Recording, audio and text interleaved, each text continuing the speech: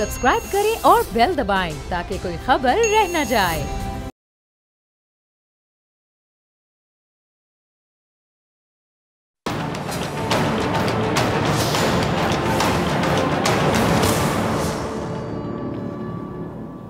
अस्सलाम वालेकुम नाज़रीन, मैं हूं डॉक्टर फ़िज़ा खान और मैं हूं पाकिस्तान। मुल्क में इंतखाबात के हवाले से सुप्रीम कोर्ट का फैसला आने के बाद भी धुंध की फ़ज़ा न छट सकी। सियासी बेयकीनी की इस फ़ज़ा ने जहां सियासी हलकों को शशोपंज में मुब्तला कर रखा है, वहीं इसका बराह रास्त असर मुआशी सरगर्मियों पर भी पड़ता दिखाई दे रहा है। अब ऐसे में सियासी जमातें निगरां हुकूमत की जानिब देख रही हैं, और जबकि निगरां हुकूमत इलेक्शन कमीशन की जानिब रुख किए बैठी है। ऐसे में मुख्तलिफ सियासी जमातों की जानिब से वाज़ेह मौक़िफ़ भी सामने आया है, और इस मामले में सिंध की दो बड़ी जमातें यानी पीपल्स पार्टी और MQM दो मुतज़ाद आरा रखती हैं। पीपल्स पार्टी हर सूरत 90 रोज़ में इलेक्शन के इंतखाब का मुतालबा कर रही है, जबकि MQM नई हल्का बंदियों के अमल के मुकम्मल होने के बाद इंतखाबात में जाना चाहती है, और हल्का बंदियों का ये अमल 90 रोज़ में मुकम्मल नहीं किया जा सकता। अच्छा, इंतखाबात के इनेकाद से मुताल्लिक़ ये तकसीम सिर्फ सिंध में देखने में नहीं आ रही, बल्कि मुल्की सियासी मंजरनामे में वाज़ेह तौर पर नज़र आती है। मुल्क में जो आम इंतखाबात हैं, दीगर सियासी मामलात, उन पर बात करने के लिए मेरे साथ प्रोग्राम में मौजूद हैं साबिक वफाकी वज़ीर के सीनियर रहनुमा कमर ज़मान कायरा साहब। बहुत शुक्रिया कायरा साहब वक्त देने के लिए, ज्वाइन करने के लिए। कायरा साहब, सबसे पहले एक दफ़ा मैं दोबारा कन्फर्म करना चाहूँगी कि आपकी जमात आइन के तहत 90 रोज़ के अंदर अंदर इंतखाबात का इनेकाद चाहती है। अगर हल्का बंदियों का अमल मुकम्मल नहीं हो सके तो पुरानी हल्का बंदियों पर ये इंतखाबात हो जाएं, यही आपकी जमात का क्लियर मौक़िफ़ है? देखिए, हमारी जमात की कोशिश और मौक़िफ़ यही रहा है कि इलेक्शन किसी वजह से लेट नहीं होने चाहिए। मरदमशुमारी के अमल में हम लोग शामिल हुए, हमने मरदमशुमारी का अमल प्रोसेस को पास किया, उसको वोट किया, और आज भी हमारी ख्वाहिश ये है कि इलेक्शन जल्द अज जल्द हो जाए, उसका डिले नहीं होना चाहिए। हमारी टीम ने इलेक्शन कमीशन में जाके भी अपनी राय दी है, और ये भी कहा है कि आपने हल्का बंदियों का शेड्यूल दिया है, लेकिन इसके साथ ही अब हमें इलेक्शन का शेड्यूल भी जल्द दे दे। तो हमें तवक्को है कि इलेक्शन कमीशन इसको जल्द शेड्यूल दे देगा, और कोई लंबी डिले का अमकान नहीं बनेगा, तो क्विकेस्ट पॉसिबल टाइम में इलेक्शन हो सकेगा। ठीक है। अच्छा कायरा साहब, क्या ये जो निगरां हुकूमत है, ये 90 रोज़ में जो इंतखाबात का इनकाद है, उसकी हम कह सकते हैं कि पाबंद है, या ये इलेक्शन कमीशन का ही डोमेन है कि जी 90 रोज़ के अंदर अंदर 90 डेज़ के अंदर अंदर इलेक्शन करवाए, या फिर इसे मौखिर कर दे? देखिए, इलेक्शन कमीशन का काम है, हुकूमतों का ये काम ही नहीं है। एग्जैक्टली हुकूमत का काम या हुकूमतों का सूबाई और मर्कज़ी हुकूमतों का काम इलेक्शन कराना नहीं होता, शेड्यूल देना नहीं होता। उन्होंने इलेक्शन कमीशन को सपोर्ट फराहम करनी है। इलेक्शन कमीशन जो है वही शेड्यूल देगा। इलेक्शन कमीशन ने हल्का बंदियों को शेड्यूल दिया है, उसी का ये काम है। ठीक है, यानी सिर्फ इलेक्शन कमीशन का काम है, इस पे हम निगरां हुकूमत से सवाल नहीं किया जा सकता? नहीं, मेरा नहीं ख्याल। अगर निगरां हुकूमत कोई सपोर्ट के हवाले से, कोई तावन के हवाले से कोई कमी हो तो उस पर सवाल हो सकता है, लेकिन इलेक्शन कमीशन को अगर वो उनकी सेटिस्फेक्शन के मुताबिक सपोर्ट फराहम कर रहे हैं तो फिर उनका सवाल नहीं करें। अच्छा कायरा साहब, ये जो मुश्तरका मुफादत कौंसिल के इजलास में जो मरदमशुमारी की मंजूरी, उसमें आपकी जमात शरीक थी, तो क्या अगर उस वक्त की बात की जाए तो आप लोगों को वाकई इल्म नहीं था, आपको नहीं पता था ये बात के इससे इंतखाबात का 90 रोज़ में इनकाद मुश्किल हो सकता है? देखिए, मरदमशुमारी के बाद जब मरदमशुमारी का अमल आया है ना जी, आप जरा गौर कीजिए, उससे पहले इलेक्शन कमीशन ने पिछले इलेक्शन की मरदमशुमारी जो हुई थी उस पे और पिछले हल्का बंदियों पे इलेक्शन कराने का काम शुरू कर रखा था। हम लोग बिल्कुल गए, उसमें हमने वोट किया, और क्योंकि 2017 की मरदमशुमारी मुतनाज़ा मरदमशुमारी, और इसीलिए उस तनाज़ा के वजह से ही 2023 में, बल्कि 2021 में खान साहब ने फैसला किया और 23 में नई मरदमशुमारी कराई गई। 5 साल के बाद इसी बुनियाद पे कराई गई कि जो पहली मरदमशुमारी थी वो दुरुस्त नहीं, लेकिन ये दोनों के दरमियान जो टाइम था इलेक्शन का वो नजदीक आ गया। मसला ये था कि अगर मरदमशुमारी पहले शुरू की जाती, जो शुरू की गई थी उसके टाइम पे खत्म हो जाती तो और बात, लेकिन वहां पे सूबाई हुकूमतों और जमातों के शदीद एतराज़ात थे, इसलिए कि जो पहले नताइज आए, जो पहला सर्वे शुरू हुआ, तो जो पहले इब्तदाई नताइज आए, मिड टर्म नताइज आए, उस पर बड़े शदीद सवालात उठे। उन सवालात की वजह से इसको बार बार डिले करना पड़ा, और उस डिले से हुआ ये कि जब मरदमशुमारी का अमल मुकम्मल हुआ तो इलेक्शन असम्बलियों की मुद्दत खत्म होने वाली थी। तो ये बाई चांस ऐसा हो गया।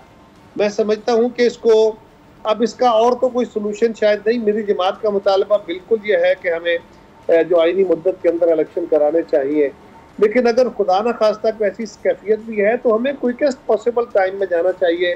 मैं बहुत मुद्दत से ये बात कह रहा हूँ, कई महीनों से, कि इलेक्शन कमीशन हल्का बंदियों का अमल जरा छोटा कर सकता है। उन्होंने किया भी है, 15-16 दिन का टाइम कम किया है। हाँ। इसी तरह अगला जो इलेक्शन का टाइम है वो भी 3 महीने की बजाय 2 महीने में इलेक्शन शेड्यूल दिया जा सकता है। ये पॉसिबल है, तो कोशिश करनी चाहिए कि जल्द शेड्यूल आ जाए, उतना हो जाए, जितना मुमकिन हो। ठीक है। अच्छा कायरा साहब, आज ये जो सदर ममलिकत से निगरान वज़ीर कानून इंसाफ की जो मुलाकात हुई है, उसमें सदर ममलिकत ने निगरान वज़ीर आज़म के बयान को बड़ा सराहा है कि जी जो निगरान हुकूमत इंतखाबात के मामले पर सुप्रीम कोर्ट के फैसले की पासदारी करेगी। तो अब इस हवाले से भी हम कह सकते हैं कि जो बेयकीनी की एक फ़ज़ा थी वो किसी हद तक ख़त्म हो जानी चाहिए या हो जाएगी? सदर ममलिकत या निगरान हुकूमत का तो इससे कोई ताल्लुक नहीं है। उन्होंने तो बिल्कुल जो सुप्रीम कोर्ट के फैसले के भी पाबंद हैं और वो इलेक्शन कमीशन के भी ताबे चल रहे हैं। इलेक्शन कमीशन जो उनसे डिमांड करेगा आइन और कानून के मुताबिक वो उसको पूरा करने के पाबंद है। लिहाजा बिल्कुल हमें इस बात का एतमाल है कि इलेक्शन इंशाअल्लाह फरवरी में होंगे, उसको कोई डिले नहीं होना चाहिए। स्पेकुलेशंस का एक कुछ जहान पैदा हो गया है, कोई कुछ तो दो बोलियां बोल रहा है, कोई कुछ बोल रहा है। हमें इसी हवाले से मैं सॉरी आपकी बात काट रही हूँ, इसी हवाले से मैं जानना चाह रही हूँ जो बेयकीनी की फजा है, इसका इलाज यही है कि इलेक्शन कमीशन डेट दे दे और आप और हम सारे मिलके ये इलेक्शन डिले की खबरों को कंडेम करते हुए इस बात पे बहस करें कि जो डेट आ गई इसी पे इलेक्शन होना। ठीक है, ये तो आपने बड़ा अच्छा हल तजवीज़ किया। अच्छा कायरा साहब, ये अगर हम बात करें कि ये जी 90 रोज़ में इलेक्शन होने हैं, तो वो जो सियासी सरगर्मी है, अब ये सवाल है कि वो नज़र नहीं आ रही हैं। अब मतलब 90 दिन के अंदर अंदर आप भी चाहते हैं, अभी आपने बड़ा अच्छा एक तजवीज़ दी कि सब लोग इस तरह के जो बयान आते हैं उनको कंडेम करें, जिसमें ये बात जाती है कि जी आगे जा सकते हैं इंतखाबात, लेकिन तैयारी नज़र नहीं आ रही। ना किसी सियासी जमात की कोई कैंपेन चल रही है, ना उम्मीदवारों में टिकटों की तकसीम के हवाले से जो पार्टी बोर्ड्स हैं वो बने हुए हैं। ये तैयारियां भी क्या अचानक से फिर हो जाएंगी? तो पार्टियों ने अपने काम शुरू किए हुए हैं, जो सारी जमातें अपना अपना काम साथ साथ करती रहती है। हमारी जो प्रोविंशियल टीमें हैं वो अपना काम कर रही हैं, फेडरल बोर्ड अपना काम कर रहे हैं। अभी क्योंकि 4 महीने तो चल रहे हैं, जिसमें से 15 दिन हो गए हल्का बंदियों के, उसके बाद फिर इलेक्शन शेड्यूल आएगा। अभी जो इस वक्त सूरत हाल है, तो अभी कोई 5 महीने तो कम से कम इलेक्शन में नजर आ रहे हैं। हमारी कोशिश अपनी जगह है कि 3 महीने में हो जाए, लेकिन 3 में ना हुआ तो 5 महीने, तो जो 5 महीने की कैंपेन है ये बहुत लंबी होती है। इस वक्त इलेक्शन के अखराजात भी बहुत है, जितनी लंबी कैंपेन उतनी थका देने वाली और अखराजात से भरपूर होती है। लिहाजा इलेक्शन का जब वक्त आएगा, शेड्यूल आ जाएगा, तो उसके बाद इलेक्शन कैंपेन शुरू हो जाएगी। ठीक है। और ये जो लोग इस तरह के तज्जिए दे रहे हैं, तबसरे कर रहे हैं, इंतखाबात तो 2025 तक भी जा सकते हैं या ये शायद अप्रैल तक नहीं होंगे, ये जिस तरह आप 5 महीने की बात करें तो 5 महीने से आगे जाएंगे, उनका मकसद आपको क्या नज़र आता है? ऐसी बातें क्यों की जाती हैं? अब मैं किसी की नीयत पे शक तो नहीं कर सकता जी। चलिए उनके तबसरों पे कोई तबसरा कर दें। गैर यकीनी जो सूरत हाल है ना हमारे यहाँ, क्योंकि बहुत सारे काम माजी में होते रहे, आइन के मुताबिक तकाजा कुछ और था, हुआ कुछ और, इलेक्शन के वादे किए गए, डिले कर दिए गए, इस तरह के बेशुमार अवामिल हैं। और हमारे यहाँ हम कुछ वैसे भी गप्पो शप्पों वाली कौम है, ये जो चस्केदार मसालेदार खबरें होती है ना, आप हलफ उठा के कहें कि मैं फलां मीटिंग में बैठा था, वहाँ तय करके हो गए उठे हैं कि ये काम इस तरह होगा, तो जिन्होंने शक करना है ना वो फिर भी शक की बुनियाद पे और नहीं बातें तो चलो ठीक है आप मीटिंग में कर आए हो, लेकिन लगता नहीं है ऐसा। तो वो लगने का अब क्या हो सकता है? ठीक है, यानी उन्होंने बिला वजह अपना तबसरा करना होता है शक की बुनियाद पर, आदत से मजबूर कह लें, वजह भी है, बिला वजह भी है, माजी के एक्सपीरियंसेस कह लें, माजी के एक्सपीरियंसेस। ठीक है, चलें आगे चलते हैं। अच्छा कायरा साहब, ये जो निगरान वज़ीर आज़म साहब ने अपने एक इंटरव्यू में ये कहा है कि जी जो PIA है और रेलवे और इस समेत कुछ दीगर इदारे हैं जिनकी निजकारी एजेंडे का हिस्सा है, तो सबसे पहले तो एक सवाल जहन में ये आता है कि क्या जो निगरान हुकूमत है उसका ये मैंडेट है कि वो इदारों की निजकारी कर सके, और दूसरा जो आपकी पार्टी पीपल्स पार्टी, आपकी पार्टी इन इदारों की निजकारी पर क्लियर क्या एक मौक़िफ़ रखती है? देखिए निगरान हुकूमत को थोड़ा सा इख्तियार माजी के तजर्बात को देखते हुए उनके इख्तियार में इजाफा किया गया कि माजी में जो निगरान हुकूमतें थी वो बिल्कुल हाथ बंधे होते थे, और इस वक्त IMF की जो शराइत है या आलमी मुआहदे हैं या इस वक्त आलमी तनाजुर में पाकिस्तान की इकॉनमी के हालात हैं, तो इसमें आपको हर हफ्ते में, हर रोज नहीं तो हर हफ्ते में, हर महीने में एडजस्टमेंट्स करनी पड़ती है। तो अगर उनके पास ये पार ही ना हो तो फिर वो एडजस्टमेंट नहीं कर पाएंगे और आपके वायदे जो हैं वो तातुल का शिकार हो जाएंगे। लिहाजा उनको इख्तियार दिया गया। एक हद तक मैं अब क्लियर तो नहीं हूँ, लेकिन मेरा ख्याल है एक हद तक उनको ये इख्तियार भी है कि वो निजकारी का अमल कर सकते हैं। मेरी जमात का हमेशा मजदूरों के हवाले से ये तासर रहा कि मजदूरों के साथ जुल्म नहीं होना चाहिए। हमारे अपने दौर में भी निजकारी का अमल जारी रहा, निजकारी के वजीर बनते रहे, इस पे काम होता रहा, कुछ इदारे हुए भी। हमारा ये भी ख्याल है कि मजदूरों को उन इदारों के अंदर हिस्सेदार बना देना चाहिए जो प्राइवेटाइजेशन में जाना चाहते हैं, ताकि वहाँ का मजदूर उनका हिस्सेदार बने। ये पार्टी पॉलिसी है, लेकिन ये गवर्नमेंट जो है इसमें कोई शक नहीं कि हमारे बहुत सारे इदारे, जिसमें ये 2 इदारे जिनका आपने जिक्र फरमाया वो भी शामिल है, जो कि बहुत बड़ा एक तरह का बोझ है हमारे ऊपर। एक ऑलरेडी ऐसी इकोनॉमी जो कर्ज पे और इंतहाई मुश्किल हालात का शिकार हो, उसमें सालाना सैकड़ों अरब रुपया अगर वहाँ पे ड्रेन आउट हो रहा हो तो कितना अरसा ये बर्दाश्त किया जा सकेगा? ये बहरहाल एक बड़ा सवाल है सारे लोगों के लिए, भले कोई इसके मुवाफकत में बोले या इसकी मुखालफत में। ठीक है। अच्छा, एक और अहम सवाल, मकबूजा कश्मीर में ये जो कायरा साहब इंसानी हुकूक की सूरत हाल बड़ी तशवीशनाक है और आए रोज़ बेगुनाह कश्मीरियों पर ये जो मजालिम की ख़बरें आती हैं, आप चूँकि कश्मीर अफेयर्स के मुशीर भी रहे हैं, आपने बड़े करीब से देखा इस पूरे मामले को, तो आपको ज़्यादा मालूमात होंगी। तो ये क्या हो रहा है, इसमें शिद्दत क्यों आ रही है? हिंदुस्तान वहाँ पे G20 कॉन्फ्रेंस के हवाले से बड़ा कोशां था और है, और वो चाहता यह है कि किसी भी तरीके से ऐसा तरीकाकार इख्तियार किया जाए कि आलमी मंजरनामे से मकबूजा कश्मीर का जो मुकदमा है वो मध्यम हो जाए, अगर मिटे ना तो मध्यम जरूर हो जाए।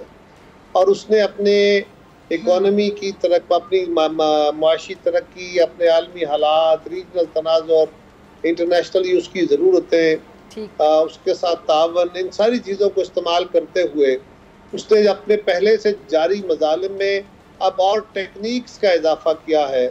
जिस तरह बाकी ममालिक लाइक इजराइल, उन्होंने शुरू कर रखा है, ये एक दूसरे से तजुर्बे शेयर करके उन्होंने मजालिम का भी और ऐसे तरीक़ाकार के वहाँ पे उसको एक तरह की दुनिया के सामने एक लेजिटिमेसी की शक्ल दिखाई जाए या उसको एक कानूनी जंग बना दिया जाए, और वो कानूनी जंग जो है अल्टीमेटली अदालतों के जरिए जीतने की कोशिश की जाए। ये हिंदुस्तान की कोशिश है।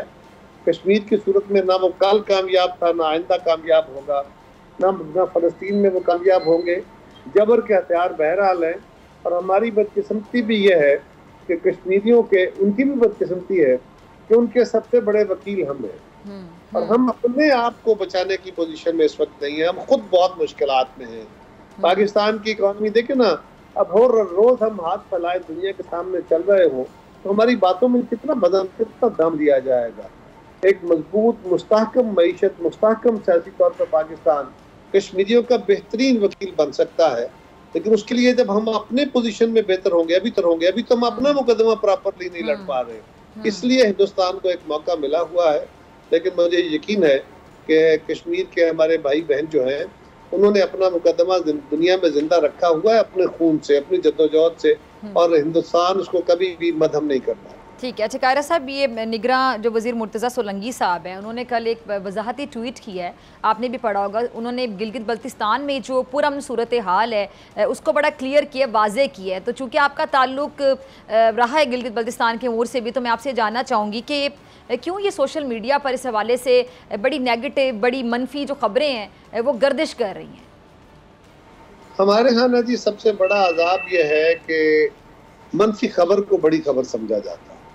अफसोस के ये साथ बात दुरुस्त है कि गिलगित बल्तिस्तान में वहाँ पे, क्योंकि छोटा मुआशरा है, छोटे से मुराद बड़ा इलाका बहुत बड़ा है, आबादी थोड़ी है, कबाइल है, लोग बड़े क्लोज सोसाइटी है, क्लोजली निटेड है, और वहाँ पे दो मसले, एक तो वहाँ पे कौमियती इशू है कि मुख्तलिफ कौमों के ताल्लुक रखने वाले, ज़बानें बोलने वाले लोग रहते हैं, वो अपने उसकी बुनियाद पे भी उनके यहाँ अपनी शनाख्त मौजूद है।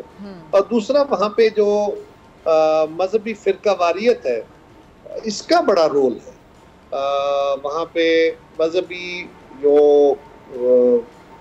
ये फिरका परस्ती है, इसकी वजह से बहुत सारे प्रॉब्लम्स आ जाते हैं। अब तो काफ़ी बेहतरी की सूरत हाल है, माजी में इससे भी मुश्किल हालात पैदा हुए हैं, अभी भी पिछले दिनों कुछ एक मुश्किल सूरत हाल पैदा हुई थी। लेकिन ये होता है कि किसी तरफ का कोई एक कमज़ोर बयान किसी बंदे का, जो इल्म आलम के नाम पे कुछ लोग ऐसे भी हैं ना जो जहालत बेच रहे होते हैं, तो वो ऐसे ऐसा बयान दे देता है जो ये सोचे बगैर, वो अपने सामने बैठे हुए लोगों को या अपने एजेंडे को बढ़ाने के लिए ये नहीं सोचता कि इस खित्ते के अंदर बाकी भी लोग हैं और बड़ी तादाद में है, लिहाजा मुझे उनका थोड़ी तादाद में भी हो तो उनके जज्बात का ख्याल रखना है। ये मेरी मजहबी भी, मेरी सियासी भी, मेरी कौमी जिम्मेदारी भी है। लेकिन वो उससे हट के बातें करते हैं और उसके ऊपर रिएक्शन भी एक आ जाता है। तो ये दोनों अतराफ के जो कौमियती और मजहबी लीडरशिप है, वो इन इशूज़ को एक्सप्लॉइट करके इससे अपनी लीडरशिप पैदा करती है। ये इस तरह के मसाइल जन्म लेते रहते हैं दोस्त। अच्छा, ये जो अभी कामरान टिसोरी साहब की मुलाकात हुई है लंदन में नवाज शरीफ साहब से, उस पर बड़े लोग अपने तज्जिए, तबसरे, अपनी राय का इजहार कर रहे थे। जैसे सीट एडजस्टमेंट के हवाले से फिर खबरें आईं। पीपल्स पार्टी, ज़ाहिरी बात है वहाँ पर सबसे ज़्यादा अगर कंपटीशन देखा जाए तो उनका कंपटीशन पीपल्स पार्टी के साथ है, बड़ी पार्टी है। तो क्या देखते हैं आप, सिंध में अगर ये सीट एडजस्टमेंट होती है तो पीपल्स पार्टी की पोजीशन क्या होगी? मैं तो जी किसी जमात की सीट एडजस्टमेंट के खिलाफ नहीं हूँ। जमातों का ये इस्तेहकाक होता है, वो सीटें एडजस्टमेंट करके इलेक्शन लड़े, वो इसके अलावा इलेक्शन लड़े, ये उनका अपना हक है। MQM कराची और हैदराबाद में उनकी बिल्कुल प्रेजेंस है। मुस्लिम लीग की भी एक ज़रूरत है। कल के वो इत्तेहादी हैं, हम भी इत्तेहादी थे और हम भी इकट्ठे थे। कल कोई मुस्लिम लीग तो वहाँ बैठे हैं ना मियाँ साहब, कल पीपल्स पार्टी का कोई लीडर जाए तो वो भी जाके उनको मिल सकता है, मिलेगा, उससे भी सवाल खड़े हो जाएंगे। तो मुझे अभी उस स्टोरी का पता नहीं है, बाकी स्पेकुलेटिव है और स्पेकुलेटिव स्टोरीज के ऊपर मैं तो कमेंट नहीं करता क्योंकि वो फर्जी होती है और मफरूज़े इबहाम पैदा करते हैं, वाह में पैदा। मैंने बड़ी कोशिश की कायरा साहब आज प्रोग्राम में कोई ऐसी खबर ना हो या ऐसा सवाल ना इस पर आप कहेंगे मफरूज़ों पे मबनी, इसमें जवाब नहीं दूंगा। लेकिन आखिर में मफरूज़ों पे मबनी एक सवाल आ ही गया जिस पे आपने कहा मफरूज़ा में जवाब नहीं दूंगा। अच्छा खैर, अब टाइम की कमी है, आखिरी 1 मिनट है, तो नवाज शरीफ साहब की वापसी के हवाले से खबरें चल रही हैं कि जी 15 अक्टूबर तक वापसी हो जाएगी। तो आपको क्या लगता है कि आ जाएंगे मियाँ साहब वापस? मैं तो उनकी सेहत के लिए दुआ कर सकता हूँ, उनके लिए सियासी तौर पर यह समझता हूँ कि उनको वापस आके अपनी जमात को लीड करना चाहिए। लेकिन वो आ रहे हैं, किस डेट को आ रहे हैं, सर्टेनिटी के साथ, ये सवाल मुस्लिम लीग का। ठीक है जी, ठीक है जी। कायरा साहब बहुत शुक्रिया आपके वक्त के लिए। नाज़रीन, आपसे मुलाकात होगी शॉर्ट ब्रेक के बाद।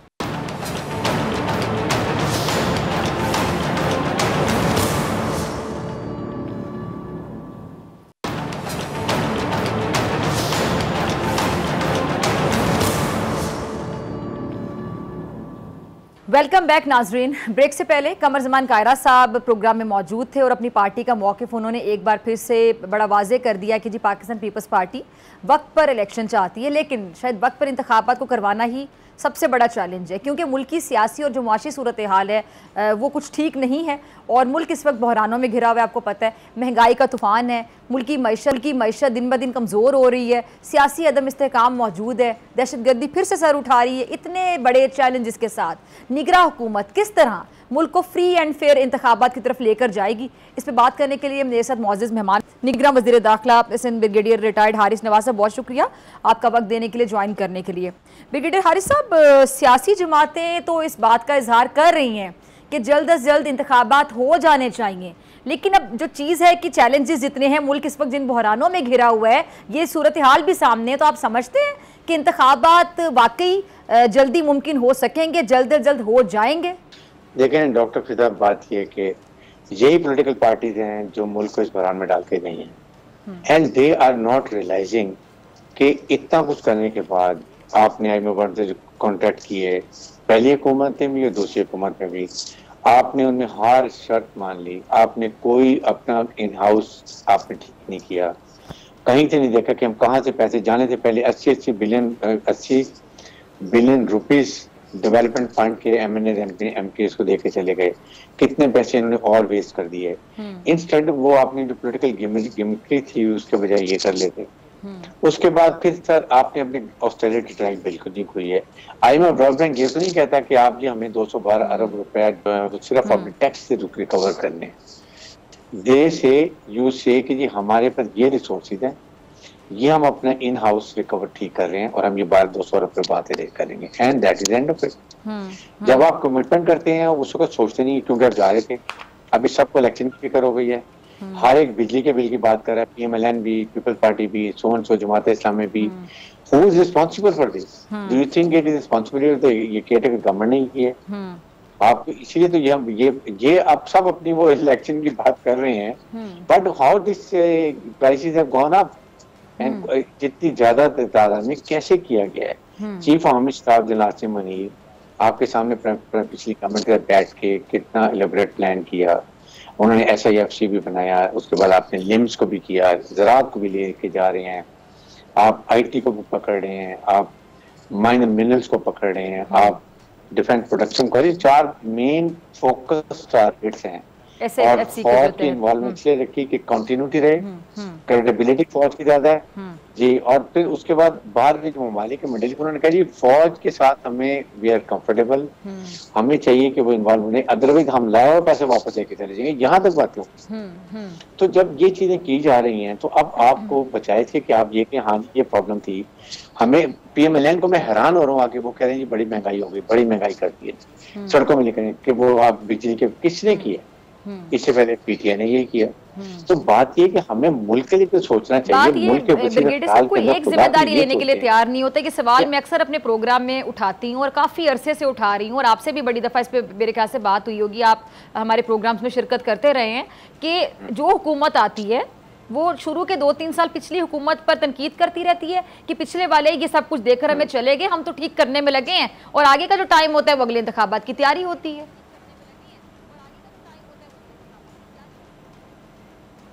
80 बिलियन का आपने आटा जो है वो तकसीम कर दिया। व्हाट हैपेंड शायद का नवाज ने बता दिया। 80 बिलियन का बजाय आप आटा सस्ता कर दें, लोग खरीदें, डोंट वेस्ट दिस मनी।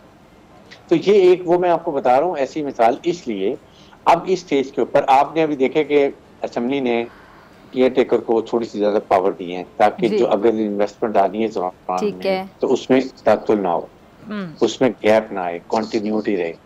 ठीक है, तो अगर 2-3 ये आपने उसके बाद CCI ने खुद सारे साइन किए जी के पहले इलेक्शन डिजिटलाइजेशन होगी, हल्का बदियां होगी, उसके बाद इलेक्शन होगा। तो मुझे और वही पार्टियां खिलाफ बोल रही हैं, तो आप कहीं तो कुछ करें, पाकिस्तान के अवाम को कुछ तो ख्याल कर ले। तो मेरे ख्याल में दैट इज द रीजन। अभी मेरे ख्याल में जो इलेक्शन कमीशन कह रहे हैं, हमने देखें हमारा इसमें कोई इशू नहीं है, वी आर हियर। आपने जब तो इलेक्शन करानी चीफ इलेक्शन कमीशन अनाउंस करें, we have done our homework, हम इसकी पूरी तैयारी में हैं। बट द इशू इज कि अगर वो अभी कह रहे हैं कि हमने एडवांस कर दिया हल्का बनिया, फाइनल चीज हम वर्क हो जाएंगी, आपने जिस डेट को इलेक्शन कराने अनाउंस करें, we are ready to do it. और एक और सवाल ब्रिगेडियर साहब, ये जो इंतखाबात हैं ये तो सवाल सीधे इलेक्शन कमीशन से ही बनेगा, उस पर आप निगरान हुकूमत से सवाल पूछ भी नहीं सकते। ये पूरी सवाबदीद जो है ये है इलेक्शन कमीशन की, कि वही बताएंगे कि इंतखाबात कब होगी, तारीख। ये तो बड़ा क्लियर है। अभी ये नेशनल हमने एक एक्ट पास कर दिया, now the dates have to given by the chief election commission of Pakistan. जो वो डेट देंगे, हाँ हमें ब्लेम करिए अगर हम फेयर फ्री ट्रांसपेरेंट इलेक्शन में कराएं, उसके हमें बड़ा कॉन्सेप्ट क्लियर है। जब तो इस बात की क्या गारंटी है ब्रिगेडियर साहब के जो इंतखाबात होंगे फ्री एंड फेयर की बात हो रही है? तो अफसोस के साथ कहूँगी कि हम तो बचपन से ये देखते देखते बड़े हो गए कि जब भी इंतखाबात हुए और यही सियासतदान टीवी पे आके बताते हैं जी धांधली होगी, तारीखी धांधली हो गई, कभी किसी ने अपनी शिकस्त को बड़े दिल के साथ अपनी हार को तस्लीम नहीं किया। एक स्पोर्ट्समैन स्पिरिट होती है वो नज़र नहीं आई। हारने वाले ने हमेशा ही कहा कि ये हमारे साथ तारीखी धांधली होगी और जीतने वाला ये हमारा वोट ले गया और ये धांधली से जीत गया।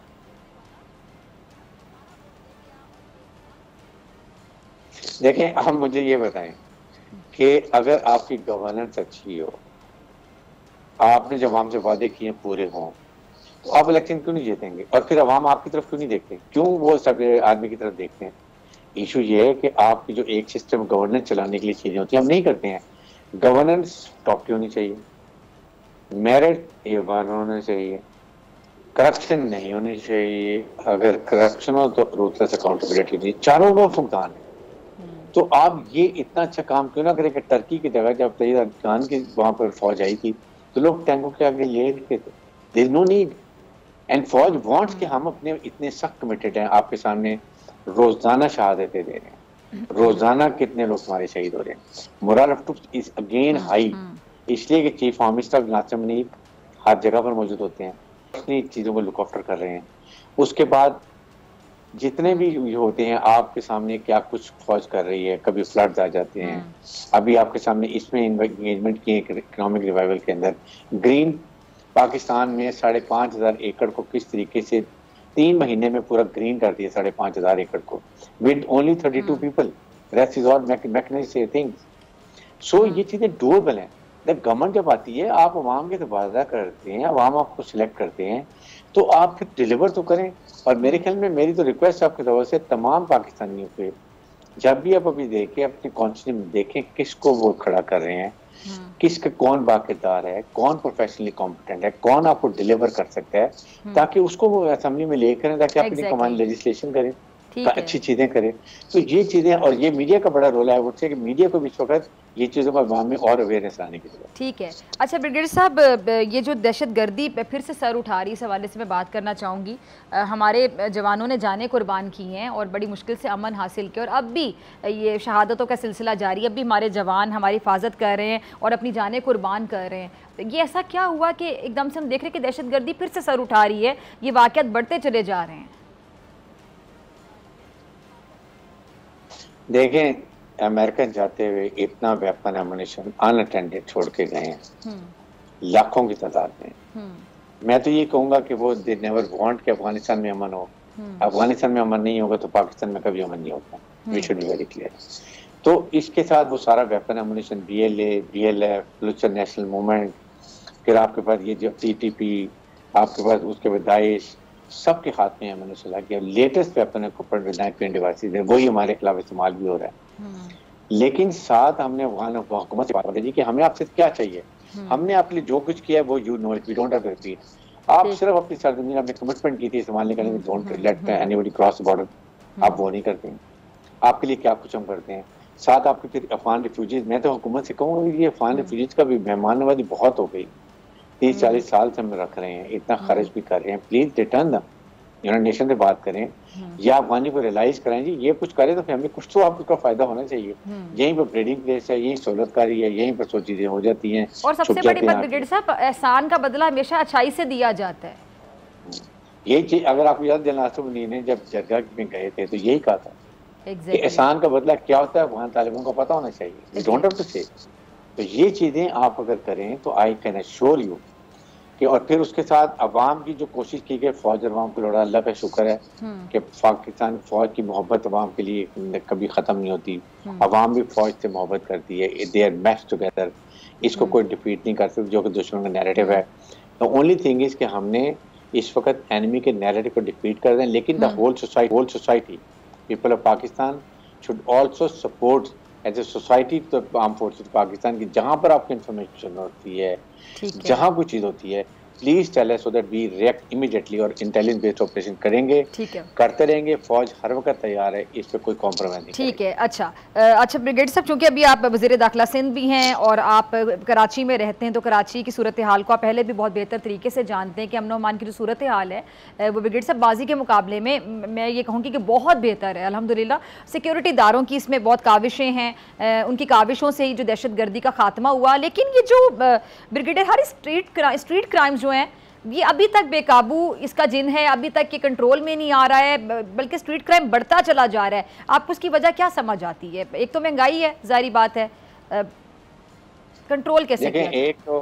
देखें फिजा, एक तो मेन इशू ये है सोशो इकोनॉमिक प्रॉब्लम्स, जॉब्स नहीं है, जवान लड़के हैं, घर में 100 लायबिलिटीज हैं, पेरेंट्स बीमार हैं, बहन की शादी करनी है, छोटे भाई की तालीम है, पैसा नहीं है, ग्रेजुएट है, रोजगार के मौके नहीं है, तो वो क्या करेगा। लेकिन जब आपके पास पॉलिटिकल इन्फ्लुएंस हो, मेरिट का आप ख्याल ना करें, अच्छे लोगों को ना लगाएं, तो कई दफ़ा प्रॉब्लम होती है।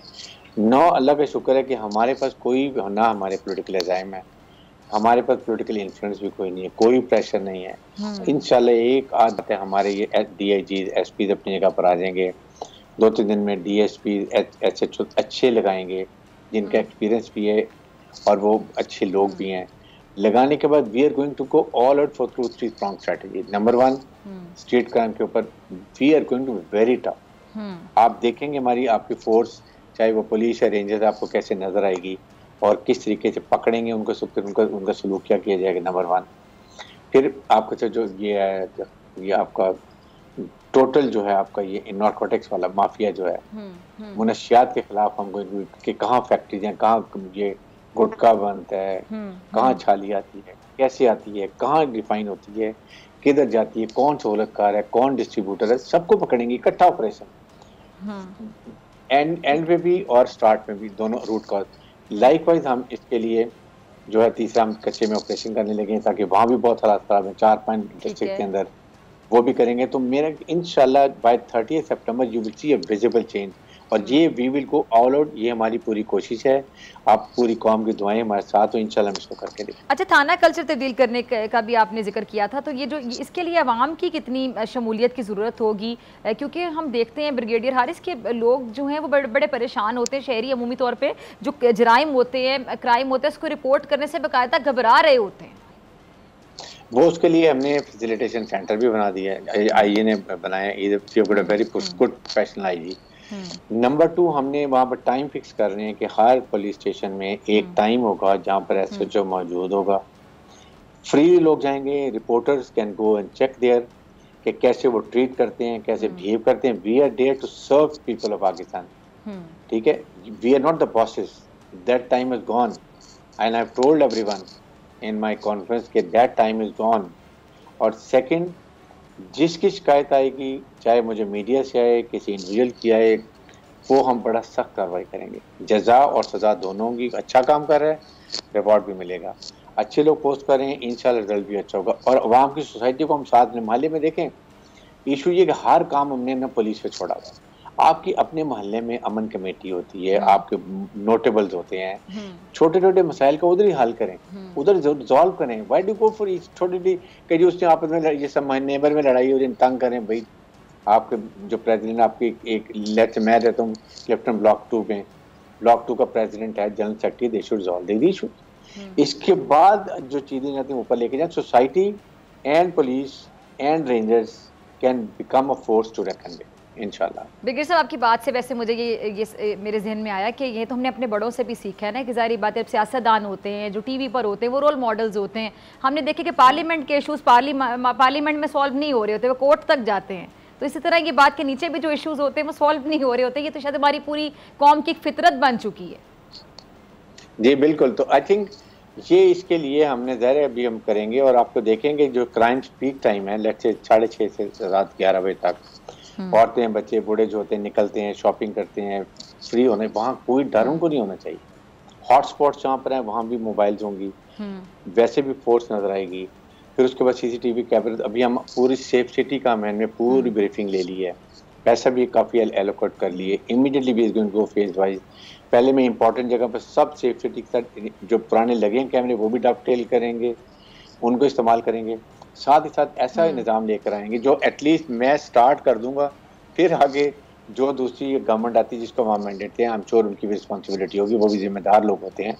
तो फिर इसको ऐसा करेंगे जहाँ से मुजरिम आया, जिस स्ट्रीट सेंटर हुआ और जहाँ जाके छुपा, we will have overlapping camera over there. चलिए, आपका एंथुसियाज्म बहुत अच्छा लग रहा है ब्रिगेडियर साहब, आपका जज्बा बड़ा अच्छा लग रहा है, और हमारी दुआएं आपके साथ हैं कि आप ट्रेंड सेट कर दें और आगे वो फिर सिलसिला चलता रहे।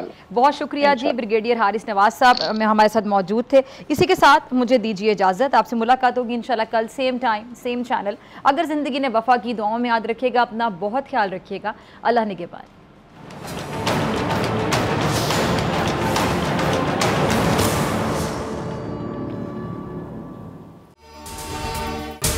अगर आपको ये वीडियो पसंद आई तो सब्सक्राइब करें और बेल आइकन पर क्लिक करें। सब्सक्राइब करें और बेल दबाएं ताकि कोई खबर रह न जाए।